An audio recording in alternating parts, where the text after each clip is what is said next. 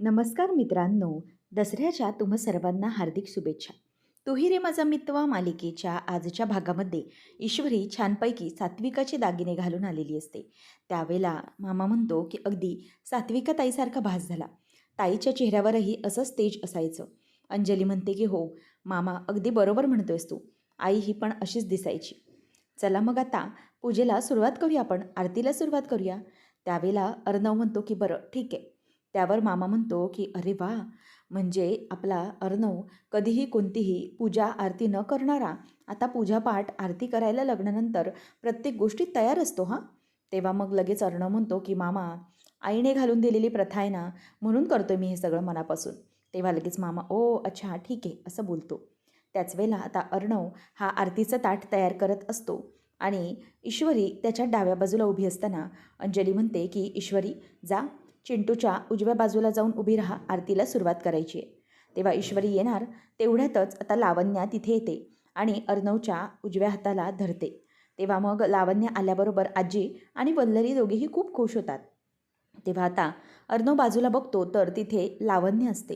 तेव्हा तो म्हणतो की "लावण्य तू?" तेव्हा ती म्हणते की "हो, मीच आज तुझ्यासोबत आरती मी करणार आहे." त्यावेळेला मग तो म्हणतो की "लावण्या, तू चुकतेस. आज माझं आता लग्न झालं आहे आणि त्यामुळे मी आणि ईश्वरी जोडप्याने दोघेजण ही आरती करणार आहोत.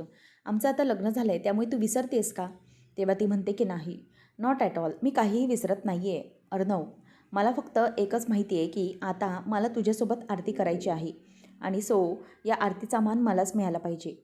गेले काही दिवस जे काही घरामध्ये होतं आहे ना, त्यावरून ही आरती आज मी तुझ्यासोबत करणार आहे." असं म्हटल्यावर आता अर्णव तिच्याकडे बघतच राहतो आणि ईश्वरीला त्याचा खूपच राग आलेला असतो. कारण ईश्वरीला डावलून अर्णव तिच्यासोबत पूजा करतोय की काय अशी त्याला भीती असते. परंतु अर्णव तिला म्हणतो की "नाही, तू चुकतेस लावण्या. माझं लग्न मी सिंदूरसोबत झाले, त्यामुळे प्लीज तू माझा हात सोड." असं म्हणून तो तिचा हात आता सोडवून घेतो. आणि त्यानंतर मग आता आजी म्हणायला लागते की "चिंटू, मीच लावण्याला बोलावून घेतलं आहे आजच्या आरतीसाठी. आजचा आरतीचा मान हा तिलाच मिळाला पाहिजे असं मला वाटतंय आणि तुम्ही दोघांनी एकत्र पूजा केली पाहिजे असं मला वाटतंय. कारण इतके दिवस जे काही दिवस गेले त्यामध्ये या मुलीमुळे प्रत्येक गोष्टीत दोषच निर्माण झाला आहे. आरतीत म्हणा किंवा बाकीच्या आयुष्यातही म्हणा. त्यामुळे आणखी तुझ्यावर काही संकट यावं किंवा या घरावर काही संकट यावं असं मला खरंच वाटत नाही. त्यामुळे मी लावण्यालाच बोलवले. निदान लावण्याचे पाय जरी या घराला लागले तरीही या घरातली संकटं दूर होतील असं वाटतंय मला आणि त्यामुळेच मी तिला बोलावलंय. आणि माझी अशी इच्छा आहे की लावण्याला या आरतीचा मान मिळाला पाहिजे, बस बाकी कोणालाही नाही. तेव्हा आता लावण्याने हे सगळं जे काही केलं आहे त्यामुळे सगळं चांगलंच होईल असं वाटतंय मला. तेव्हा मात्र ईश्वरीला तिच्या या बोलण्यामुळे खूप वाईट वाटतं. ईश्वरी म्हणते की "आजी, तुम्ही असं काय बोलताय? म्हणजे मी पण हे जे सगळं काही करते ना, ते सगळं मनापासूनच करते, मनात कोणत्याही प्रकारचं अडी न ठेवता." तेव्हा मग वल्लरी म्हणते की "त्याचं काय आहे ना, बळजबरीच्या सूनबाई, तुम्ही करताय खरं सगळं, परंतु तुमच्या घरात या पाऊल ठेवणाऱ्या घरावर संकटांची रांग सुरू झाली आहे. त्यामुळे मग आम्हाला असं वाटतंय ना, म्हणजे आईंना हां, की तू या घरात कुठल्याही शुभकार्यामध्ये भाग घेऊ नयेस. कारण जर तू काही करायला गेलीस तर त्यावरून काही ना काहीतरी प्रॉब्लेम हा नक्कीच येतो." असं आता तिच्या लक्षात येतं. त्यानंतर मग ईश्वरी ती बघतच राहते आणि अर्णवला खरं तर या सगळ्याचा खूप राग येत असतो. आजी म्हणत असते की "लावण्या, आज मी तुला बोलावलंय तर तुझ्या हातून पूजा होणार आहे अशी माझी इच्छा आहे. मग बघूया काय करतोय ते." तेव्हा मग अर्णव म्हणतो की "आजी, परंतु मला हे अजिबात आवडलेलं नाही आहे. कारण जर मी सिंदूरसोबत माझं लग्न झालं आहे तर मग तिच्यासोबत मी पूजा केली पाहिजे." तेव्हा मग आता लगेचच वल्लरी म्हणते की "हे बघ अर्णव, मग या सगळ्या संकटांचं काय करायचं? जर पुन्हा एकदा तू तिच्यासोबत जोडीने आरती केलीस आणि जर काही झालं तर?" तेव्हा लगेच अंजली बाजू घेऊन बोलते की "मामी, अगं हे काय बोलतेस तू? अगं, चिंटूची बायको आहे लग्नाची ईश्वरी. मग तू तिला हे सगळं कसं असं बोलू शकते? तिच्याकडून हा अधिकार आणि तिचा हा हक्क तू काढून घेऊ शकत नाही. राजे शिर्के घराण्याची सून आहे ती." तेव्हा वल्लरी म्हणते की "ते काही असेल, परंतु या मुळेमुळे संकट येतात हे तुम्हाला दिसत नाही का?"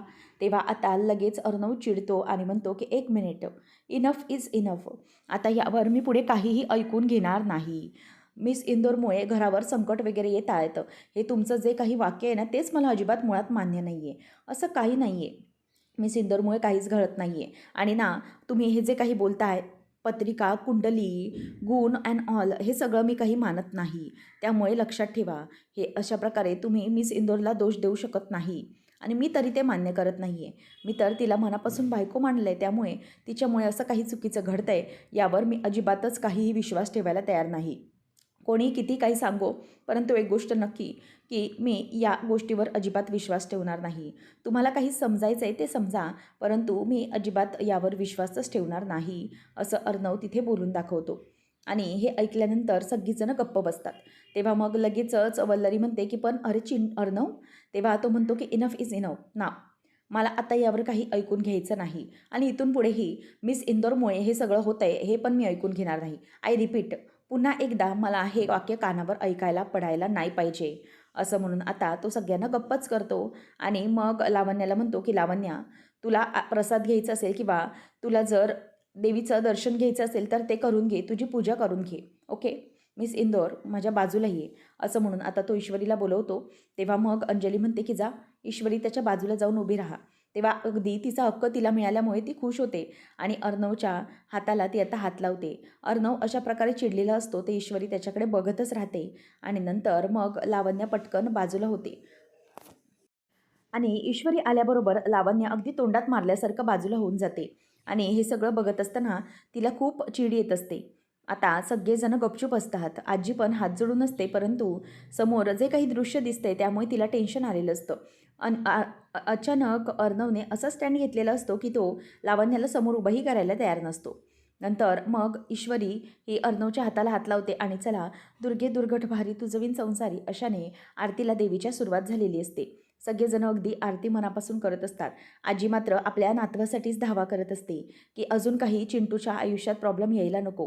परंतु आता अर्णव हा अगदी मनापासून आरती करत असतो आणि ईश्वरी पण त्याला पुरेपूर व्यवस्थित अशी साथ देत असते. आणि त्याच वेळेला आता ईश्वरीचं लक्ष हे अर्णवकडेच असतं, कारण ईश्वरीचा मान त्याने तिला परत मिळवून दिलेला असतो आणि त्यामुळे ती त्याच्याकडे अधूनमधून बघतच राहते. परंतु अर्णवला अगदी स्टँड फर्म घेण्याची सवय असल्याने त्याने ईश्वरीलाच तो मान दिलेला असतो आणि लावण्य मात्र अगदी चिडत जळफळत त्यांच्याकडे बघतच राहते.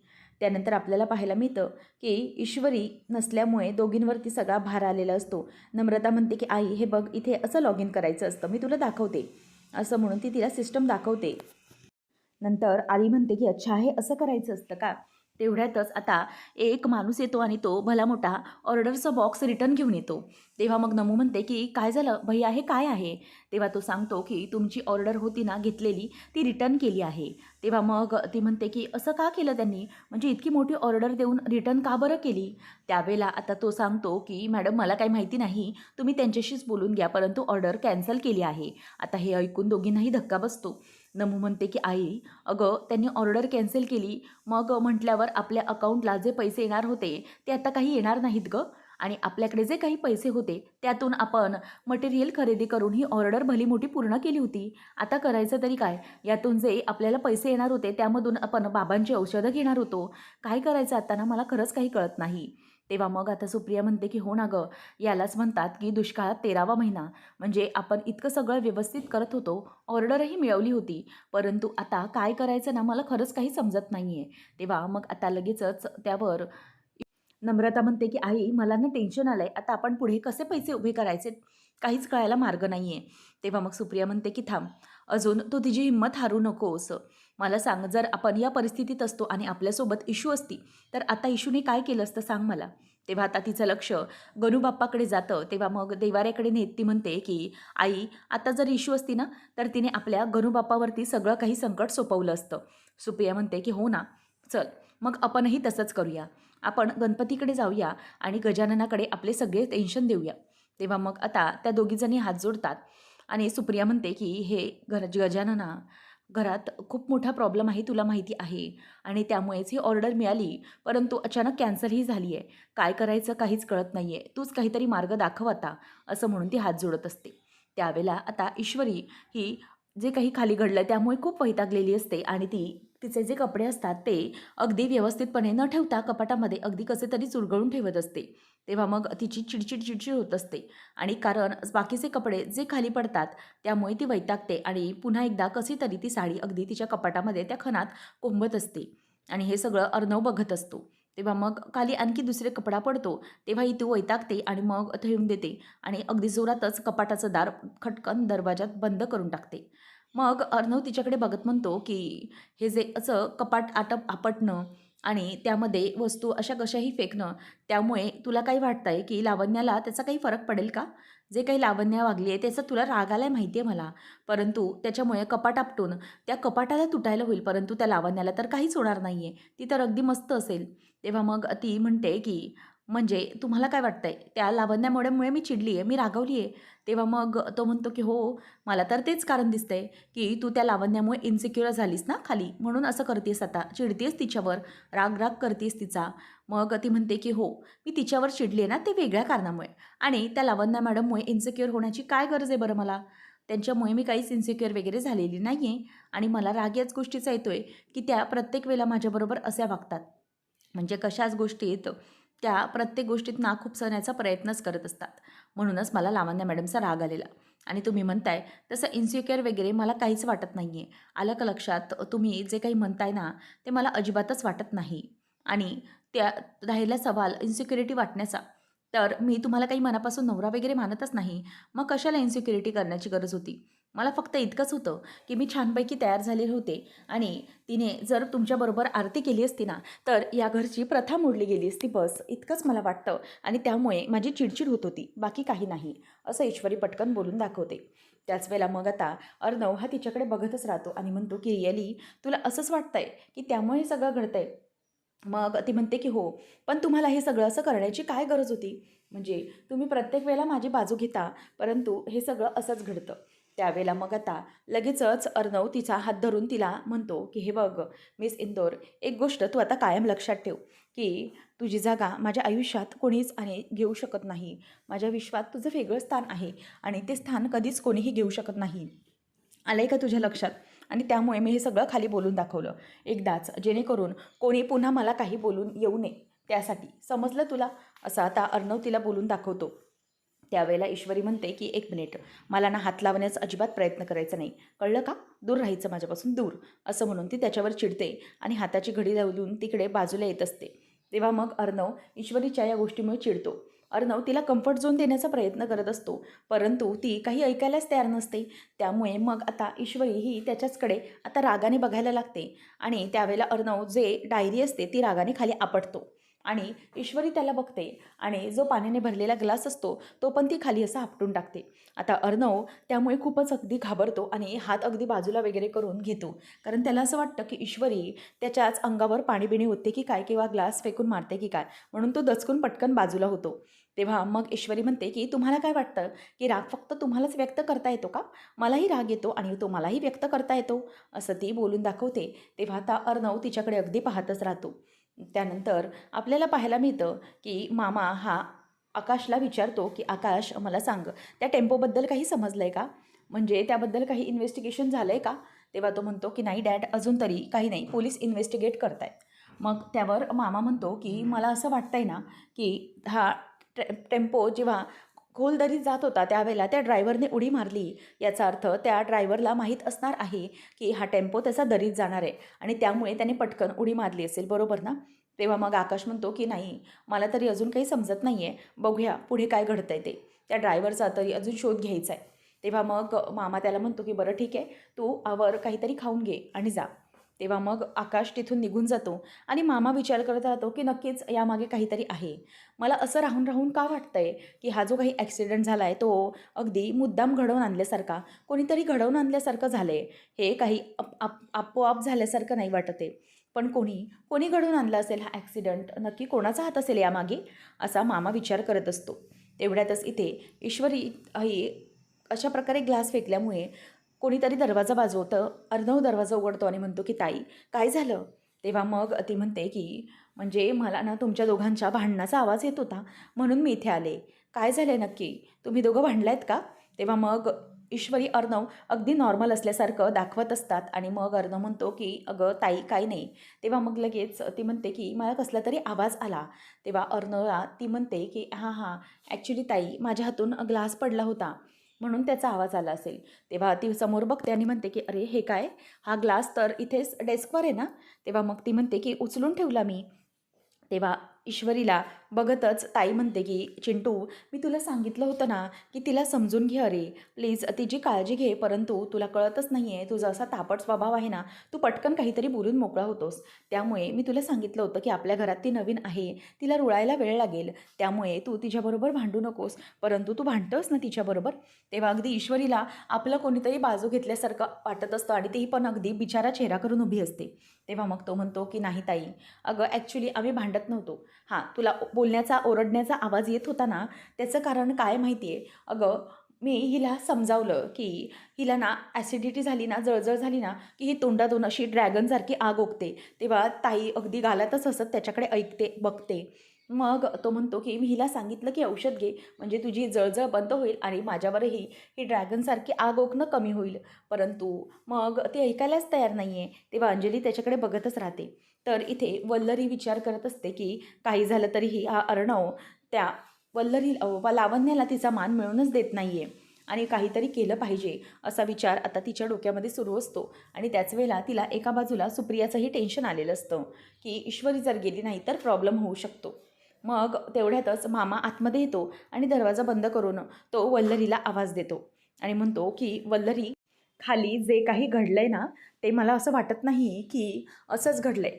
ते कोणीतरी घडवून आणण्याचा प्रयत्न करतंय. बरोबर की नाही? त्या लावण्याला बोलवण्याची काय गरज होती? आणि त्या लावण्याच्या आत्ता पुन्हा या घरामध्ये वाढत्या फेऱ्या बघून हे तर लक्षात आलंय की जे काही चाललंय ते उगीचच कोणी करत नाहीये. याच्यामागे नक्कीच काहीतरी कारस्थान, डावपेच आहे, हे तर मला अगदी व्यवस्थित माहिती आहे. तेव्हा मग ती म्हणते की हो, बोलवलं आहे मी लावण्याला, कारण ना मला अर्णवची काळजी वाटते. त्यामुळे अर्णवला काही प्रॉब्लेम येऊ नये. तितक्यातच मामा म्हणतो की ए ए थांब, तू ना माझ्यासमोर ही नाटकं दाखवू नकोस. तेव्हा ती म्हणते की मी नाटक करत नाही आहे, मला खरंच या घराची काळजी वाटते ना, म्हणून करते. तेव्हा मामा म्हणतो की वल्लरी, हे बघ, हे घराची काळजी, अर्णवची काळजी, हे सगळं वगैरे ना तू मला तरी बोलून दाखवू नकोस. हे ना घरातले बाकीचे, आई ऐकून घेत असेल, मी अजिबात ऐकून घेणार नाही. मला माहिती आहे की तू काय आहेस ते, कारण कुठलीही गोष्ट तू तुझ्या फायद्याशिवाय करणार नाहीस, हे तर मी तुला चांगलंच ओळखतो. आणि हो, तुला काय वाटतंय की तू अर्णवला आणि अंजलीला सांभाळलंयस, तर तसं नाही आहे. त्यामागे पण तुझा हेतूच होता आणि म्हणूनच तू ते सगळं घडवून आणलंयस. आलं का लक्षात? तेव्हा मग त्यांनी पार आता तिची इज्जत काढायला सुरुवात केलेली असते. त्यानंतर आपल्याला पाहायला मिळतं की इथे अर्णव हा म्हणतो की ताई, काय झालं आहे, तू टेन्शनमध्ये का आहेस? तेव्हा मग ती म्हणते की बरं, एक गोष्ट कर, अगं ईश्वरी, चिंटू म्हणतोय ना औषध घे, मग घे ना, ऐक ना त्याचं, घे औषध. तेव्हा मग तो म्हणतो की ताई, तू कसला विचार करतेस, मला जरा सांग. ती म्हणते की यांचा रे, यांचा अजूनही काही कॉल वगैरे नाही आहे, मला टेन्शन आलं आहे. यंदाचा यांचा आदिवासी भागातला दौरा खूप वाढलेला दिसतोय, एखादा कॉलही नाही आला आहे मला, म्हणून मला जास्त काळजी वाटते आता यांची. तेव्हा तो म्हणतो की ताई, अगं आपल्याला कळलं आहे ना की जिजू कुठे आहेत ते, नको काळजी करूस, येतील जिजू परत, नको घाबरूस. तेव्हा मग ती म्हणते की चिंटू, तू बघशील का रे, कारण यांना फोन वगैरे लागतोय का, किंवा काही पत्ता लागतोय का? तेव्हा लगेच तो म्हणतो की हो, डोंट वरी, मी बघतो. मग नंतर अंजलीला ईश्वरी म्हणते की ताई, आता फक्त तुम्ही आणि तुमच्या बाळाची काळजी घ्यायची तुम्हाला, जिजू काय येतीलच परत, असं ती बोलून दाखवते. त्यानंतर मग आता ईश्वरी ताईला अगदी नॉर्मल करत म्हणते की तुम्हाला तुमची आता काळजी घ्यायला हवी. तेव्हा मामा इथे वल्लरीला म्हणत असतो की हे बघ वल्लरी, तू हे सगळं जे काही करतेस ते न कळणं इतपत मी तरी दुधखुळा नाही आहे. त्यामुळे तुझे हे सगळे काही डावपेच चालू आहेत ना, ते ताबडतोब थांबवायचे. तू काही करतेस त्याच्यामागे काही कारण नसेल असं होऊ शकत नाही. तू आता जे काही खाली करतेस ना, त्यामुळे एकच गोष्ट लक्षात ठेव, तू अर्णव आणि अंजलीला अजिबातच स्वतःचं मानत नाहीस. त्यामध्ये तुझा फायदा होता. तुला या घरात तू त्यांना ठेवून घेतलंस, यामागे तुला दागिने मिळाले होते, बरोबर ना? आणि त्यासाठी तू हे सगळं करायला तयार झाली होतीस. आणि त्या मुलांवरही तुझं काही प्रेमबिम अजिबात नाही आहे. तू हे जे सगळं काही केलं आहेस, तुला आठवतं आहे ना, की तुला भूतकाळातला विसर पडलेला दिसतोय, असं आता तो तिला आठवण करून देतो. त्यावेळेला मग तिला आठवतं की कशाप्रकारे रमाकांत राजशिर्के म्हणजेच अर्णवच्या वडिलांना मिळालेलं जे सन्मान असतो, तो सन्मान लपवण्याचा प्रयत्न केलेला असतो आणि तो सन्मान हरवल्यामुळे सात्विकाने बरोबर तो तिच्याकडून घेतलेला असतो आणि तिच्या पदराच्या इथूनच तो खाली पडतो वल्लरीच्या. आणि ती म्हणते की आजपर्यंत तू आमच्या घरामध्ये सोन्याची चोरी केलीस, ठीक आहे, परंतु आज तो यांचा सन्मान चोरण्याचा प्रयत्न केलास, म्हणून तिच्या कानाखाली जोरात ती वाजवते. आणि त्याचाच बदला घेण्यासाठी वल्लरी ही मुद्दामच रमाकांतच्या ऑफिसमध्ये तो असताना असतानाच त्याच्या औषधात काहीतरी ती मिक्स करते, औषध घालून त्याच्या ड्रिंकमध्ये. त्यामुळे त्याला आता थोडा औषधाचा असर व्हायला सुरुवात होतो. तेवढ्यातच सुप्रिया म्हणजेच ईश्वरीची आई त्या ऑफिसमध्ये काहीतरी कामानुसार येते. तिलाही वल्लरीनेच प्लॅनिंग करून ऑफिसमध्ये बोलवलेलं असतं आणि मग जेव्हा सुप्रिया येते तेव्हा ती त्या सरांना म्हणजेच रमाकांतला भेटायला जात असताना त्याला तिथे आता त्या औषधाचा असर होऊन चक्कर यायला लागते आणि तो तिच्या खांद्यावरच आता डोकं ठेवून पडतो. तेव्हा मग ती, "सर उठा ना, काय झालं तुम्हाला?" असं बोलते आणि तेवढ्यात वल्लरीने बाजूला मीडिया पण मॅनेज केलेली असते आणि मीडियावाले पटकन आतमध्ये शिरतात आणि "रमाकांत राजेशिर्के, तुमच्या ऑफिसमध्ये तुम्ही ही थेरं करता का?" हे सगळं आता विचारून त्याचं आयुष्य उद्ध्वस्त करते. आणि नंतर मग आता सात्विकाला जेव्हा हे समजतं तिला जबरदस्त असा धक्का बसलेला असतो आणि ती दादाला म्हणजेच तिच्या भावाला, मामाला, अविनाश मामाला म्हणते की "हे बघ, हे दागिने तुमच्याकडे ठेवा लावण्या. आता मला तरी वाटत नाही की हे दागिने मला जपता येतील. त्यामुळे तुम्ही हे दागिने आता जपा. माझ्याकडून हे जास्त दिवस किती काळ होईल मला माहीत नाही."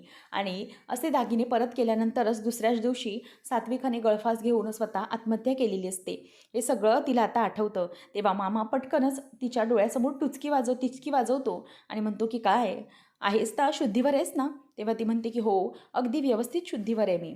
आणि लक्षात ठेवा, तुमच्या बहिणीनेच हे सगळं मला दिलेलं, सोपवलेलं. त्यामुळे तुम्ही मला काहीच बोलू शकत नाही."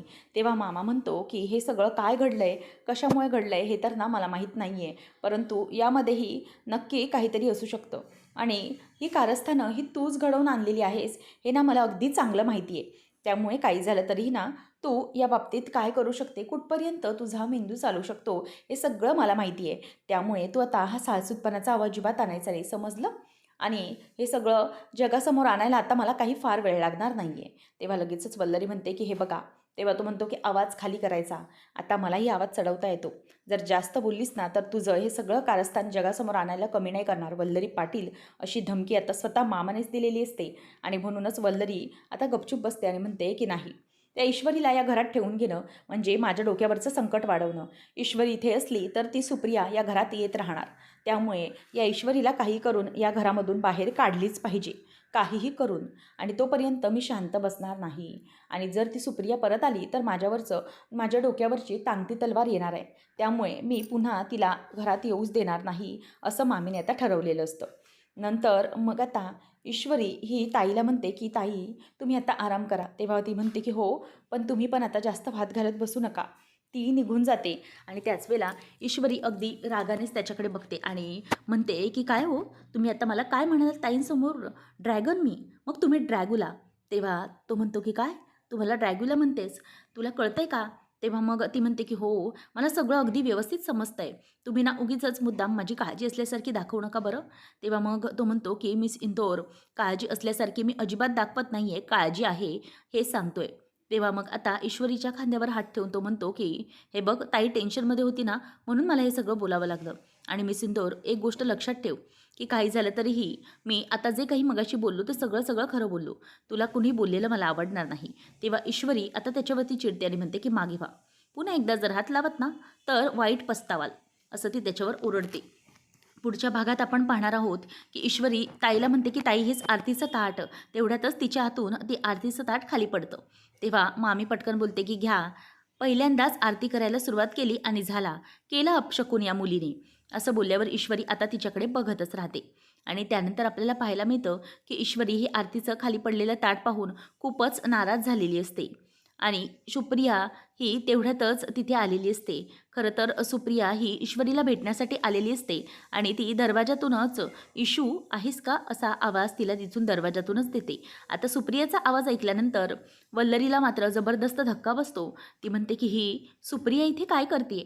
आणि ती खूपच आता दचकल्यासारखी होते.